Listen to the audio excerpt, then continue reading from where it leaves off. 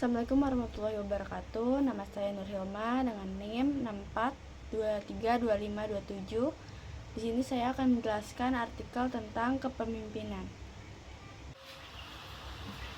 Kepemimpinan adalah proses mempengaruhi atau memberi contoh oleh pemimpin kepada pengikutnya dalam upaya mencapai tujuan organisasi. Cara alamiah mempelajari kepemimpinan adalah melakukan dalam kerja dengan praktik seperti pemagangan pada seorang seniman, ahli pengrajin, atau praktisi.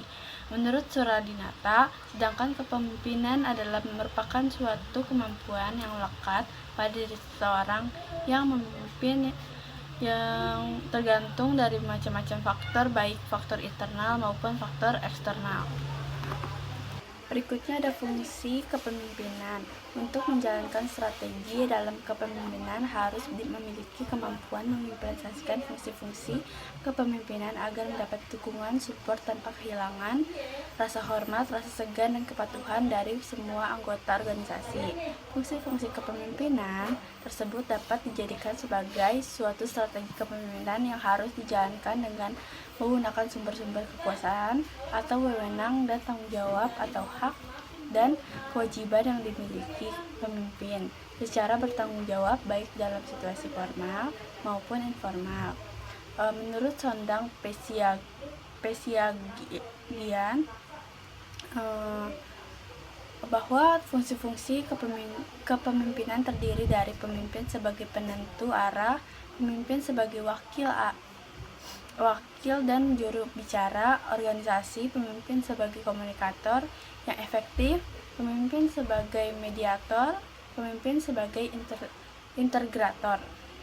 Selanjutnya dari Hadari Nawawi membahas juga tentang fungsi kepemimpinan sebagai diuraikan di bawah ini. Fungsi pengambilan keputusan organisasi hanya akan bergerak secara dinamis apabila kepemimpinan memiliki kemampuan dalam melaksanakan kekuasaan atau wewenang sebagai pengambil keputusan yang akan atau harus dilaksanakan oleh anggota organisasinya. Selanjutnya fungsi instruksi. Setiap pemimpin harus memahami bahwa di dalam posisi dan peran secara implisit terdapat kekuasaan atau wewenang dan tanggung jawab yang harus dijalankan secara efektif. Salah satunya diantaranya adalah kekuasaan atau wewenang melakukan tugasnya dan tanggung jawabnya sebagai anggota organisasi.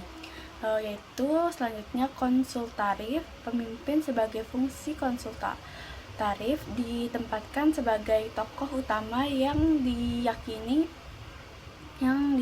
mengetahui dan dapat membantu menyelesaikan berbagai masalah yang dihadapi oleh anggota organisasi dalam bekerja.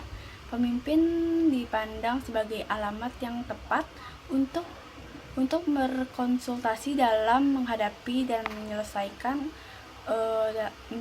masalah yang beragam di lingkungan organisasinya. Berikutnya itu fungsi parasipatif. Fungsi parasipatif sebagai strategi kepemimpinan untuk mengefektifkan organisasi ibarat pisau bermata dua. Mata pisau yang pertama adalah kemampuan kepemimpinan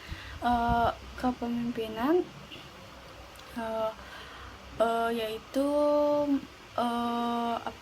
mengikut sertakan anggota organisasi sesuai posisi dan kewenangan agar berpartisipasi aktif dalam berbagai kegiatan yang relevan.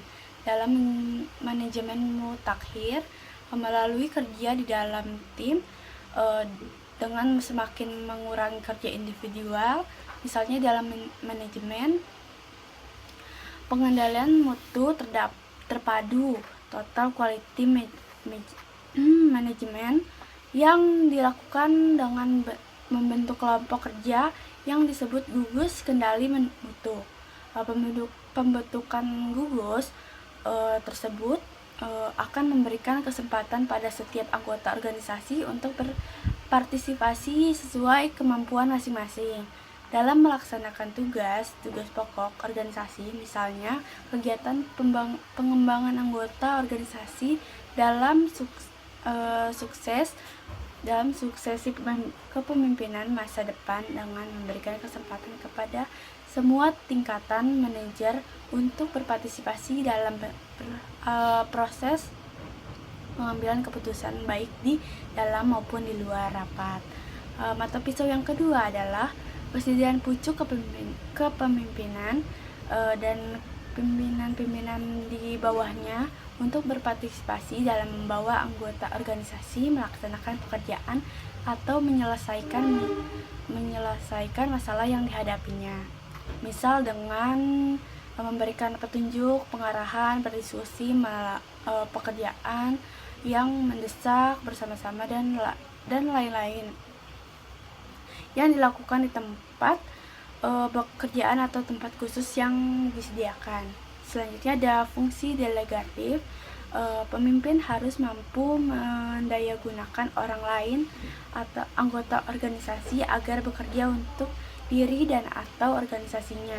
Untuk itu, pemimpin harus mampu membagi pekerjaan dan melimpahkan wewenang dan tanggung jawab pelaksananya, termasuk juga dalam mengambil keputusan sesuai batas kekuasaan dan tanggung jawab yang dilimpahkan itu. Berikutnya ada tugas-tugas pemimpin. Menurut Kartini Kartono menjelaskan bahwa tugas seorang pemimpin berbeda dengan tugas anggota biasanya dalam hal ini. Inovasi dan kecepatan. Pemimpin dituntut untuk selalu berinovasi dan bekerja secepat terutama di era modern. Pengambilan keputusan. Mereka harus bekerja dalam membuat kebijakan dan memilih alternatif terbaik sehingga pengambilan keputusan yang tepat. Terus ada kreativitas dan fleksibilitas. Tugas pemimpin sifatnya dinamis, kreatif dan fleksibel. Yang lebih pasif, mereka harus menghadapi situasi yang tidak pasti dan menyelesaikan masalah yang tidak terduga. Yaitu berikutnya ada komunikasi dan pelaksanaan. Pemimpin harus bisa menerjemahkan ide dan kebijakan organisasi menjadi tindakan yang jelas dan dapat dipahami oleh anggota kelompoknya. Tanggung jawab dan kewajiban.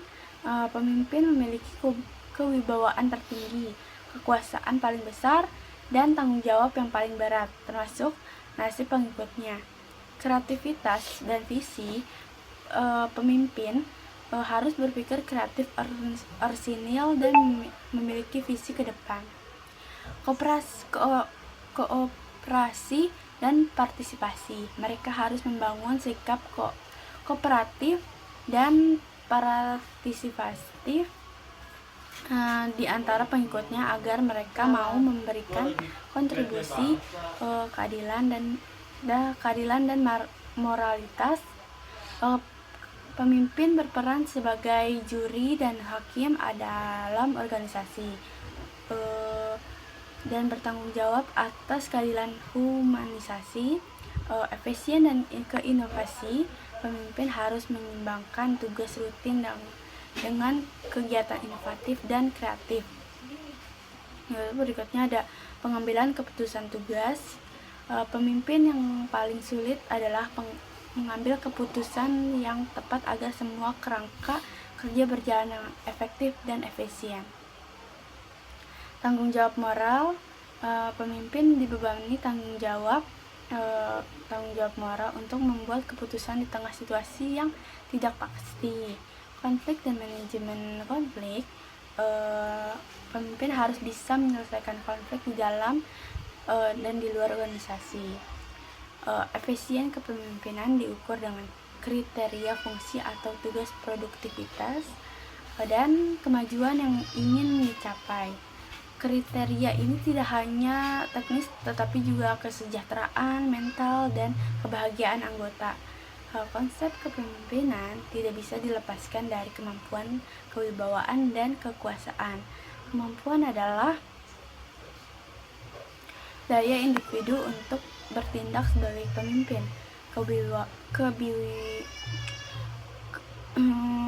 Kewibawaan dan kekuasaan suprahuman dan menimbulkan kepatuhan normatif pada pengikut. Kekuasaan adalah pengaruh untuk mengatur dan mengarahkan pengikut.